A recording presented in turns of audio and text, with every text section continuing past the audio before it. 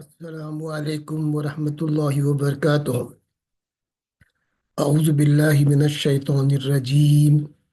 بسم الله الرحمن الرحيم.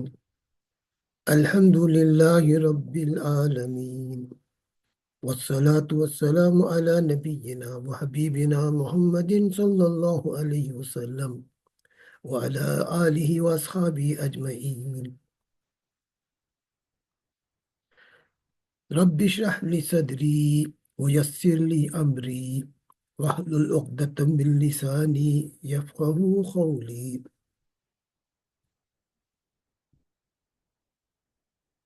Today we shall discuss a little about the prepositions. Prepositions are called حروف jar. Well, before we actually start today's lesson, let us recollect a few salient features of the previous lesson. In the previous lesson, we discussed about the pronouns. The pronouns are called ضماير in Arabic. Basically, there are two types of pronouns in the Arabic literature language. One is ضماير منفصل, separate or detached pronouns, which include all the personal pronouns. And the other category is the attached or joint or muttasil ضمائر, الضمائر muttasil. They include all the possessive pronouns. In each category, there are 14 pronouns to be kept in mind. In the first category of personal pronouns, we have huwa, which means he for a single masculine. Huma, two persons. Hum, more than two masculines.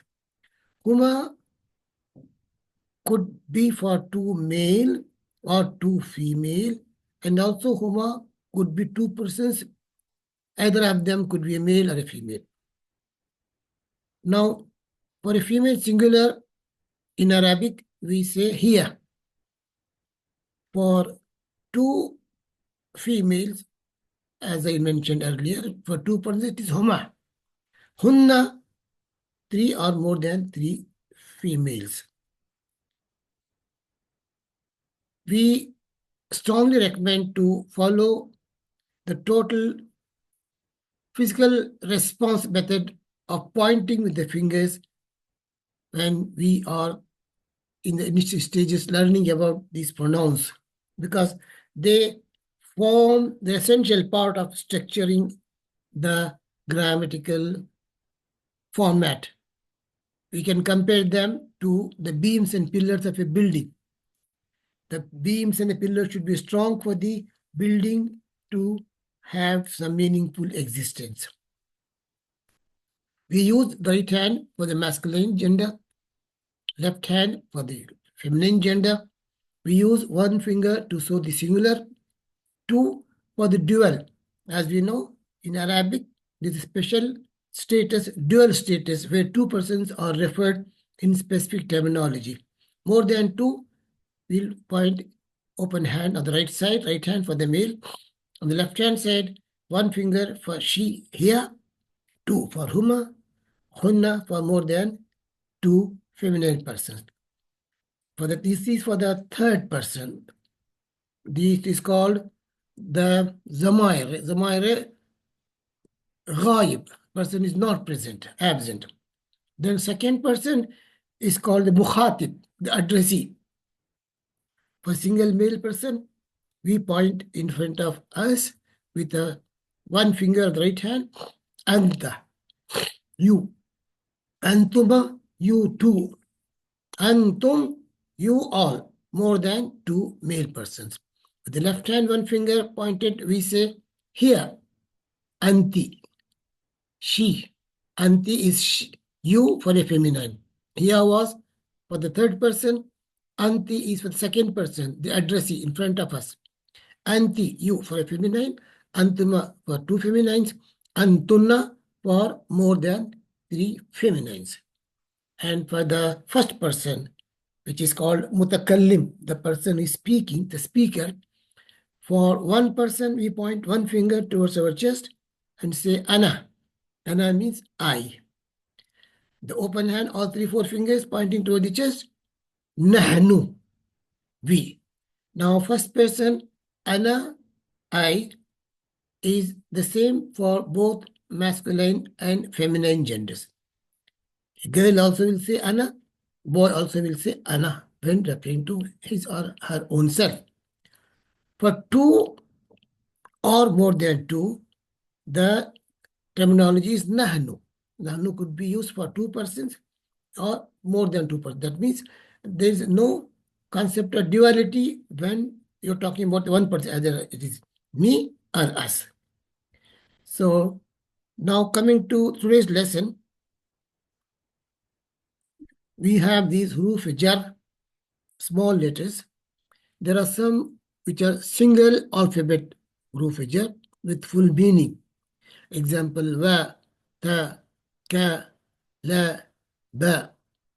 And there are those made up of two or three alphabets like ala, ila, fi, min, and hatta. These are the most common one, 11 huruf jar. Apart from that, there are a few more infrequently used huruf jar like mund, muz, qala, ada, hasha, rubba, which come very infrequently. Now, in brief, min means from. Ila means to or towards. Ala, on or upon. Just note here, ila or ala, though they have only two sounds, e or la, a or la, but in writing, each of them comprises of three alphabets, alif, lam, or ya. La is silent. The fatah or alif and la will result in the phonation the kasra or alif and fatah or la, ilah. Ala, fatah ala ain, and fatah alam la ala, on or upon.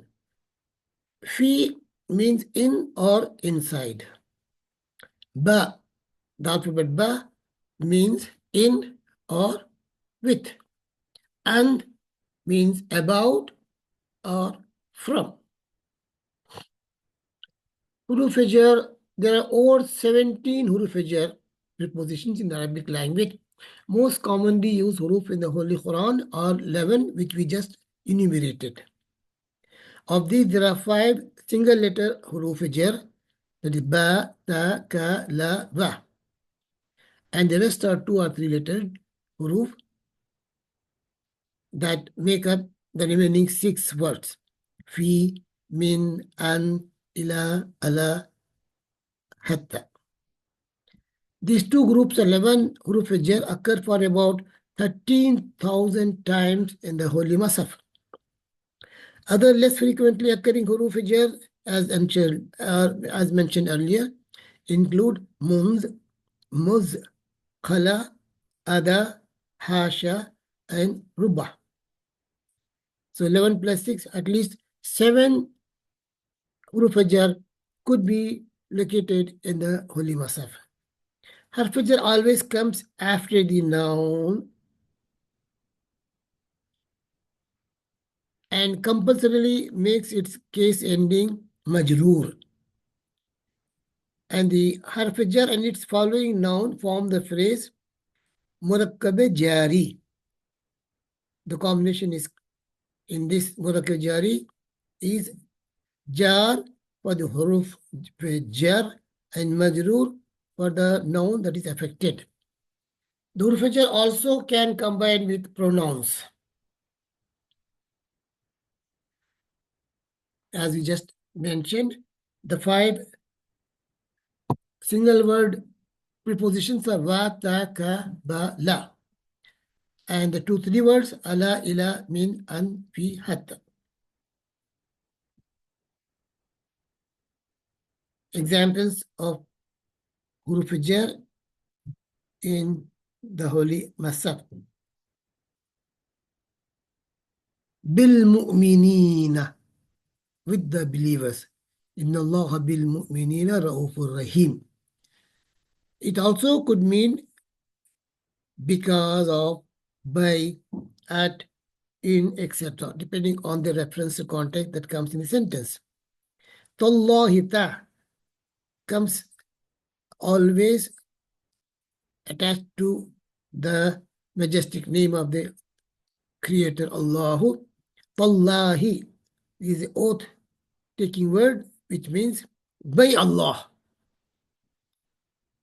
Ka is single word, means like. Amaluhum karamad ishtaddat bihi rihu fi yawmin asif. Lakum, and for you. Wal asri, I swear by the fleeting passage of time. Min anfusikum, from amongst yourself, or from your own selves. Fil khisasi jannatul, in just retribution there is life. Yas'alunaka anil anfal, an, they ask you regarding or about the spoils of war. Wa Allahi falyatawakkalil mu'minun, and upon Allah the believers should place their complete faith. Hatta, until. Hatta matlayil fajr, as it comes in Surah Al-Khadr. Hatta heen, until a time.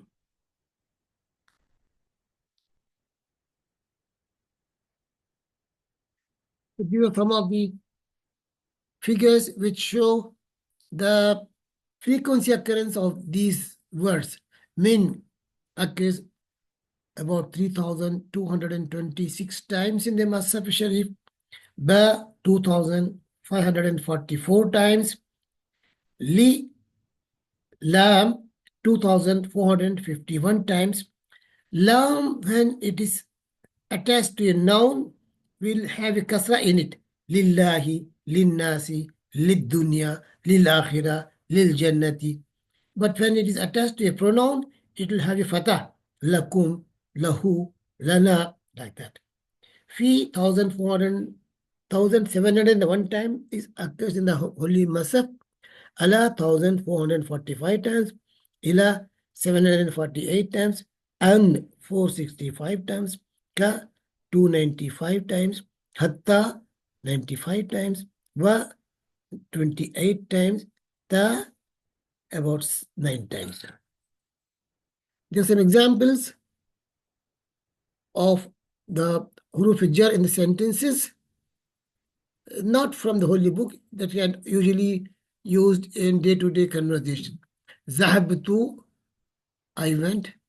Ilal madrasi, to or toward the school. Namat tiflu, the child slept. Ala sariri, on or upon the couch. Akaltu tu'ama, I ate the meals.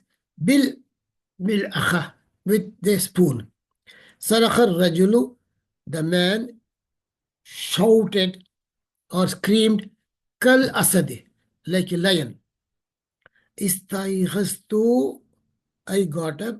Minan naum, from the sleep. Masrura, happily, in a happy mood. Safarna, we traveled. Min Amman, from Amman. Ilal akhba, to or towards akhba. Bi sayyarati abi, with the car of my father. Yal Abu Khalid, Khalid played. Bil kurra, with the ball. Waz'atul hatif, I placed the telephone. Al tawilati, on or upon the table. Ajabat talibu, the student answered, responded. And sawalil muallamati, about the question of the teacher, lady teacher. في حديقة أزهار جميلة. In the garden, there are beautiful flowers. يلعب خالد. Khalid plays مع أخته with his sister في حديقة المنزل. In the garden of the house. So we stop here for the time being. We'll continue inshallah tomorrow. So the hadith says that when we are ending a discussion or meeting, we are being advised to recite the following utterances. Subhanallah wa bihamdi, subhanakallahumma bihamdika, la ilaha illa anta, astaghfiruka wa atubu ilayk. So inshallah, we stop till our next meeting.